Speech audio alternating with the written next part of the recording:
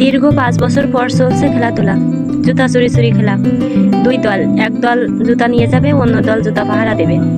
প্রতিপক্ষ দল টসে জিতে ঘর নিয়েছে এবং আমরা জুতা পাহারায় আছি। পাহারা দিতে দিতে আমার অ্যাক্সিডেন্ট।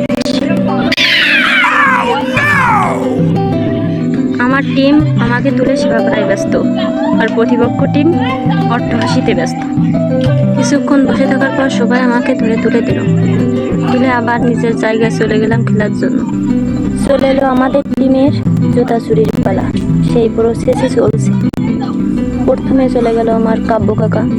জুতা চুরি করার অনেক চেষ্টাই চলছে এবং সাথে ওদেরকে মারতেও হবে, এবং মারা পড়ে গেল কিং কোবরা।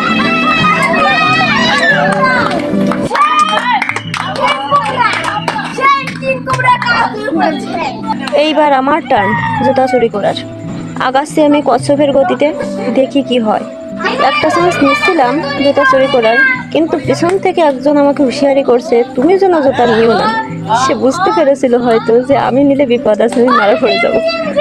এক এক করে বাকি খেলাটা শেষ হলো অনেক আনন্দের মধ্য দিয়ে। স্থলভাগে আমাদের খেলাটা শুরু হলেও জলভাগে আমাদের খেলাটা শেষ হলো। প্রতিপক্ষের একজনকে জলে নেমেই আমাদের ছুঁয়ে দিতে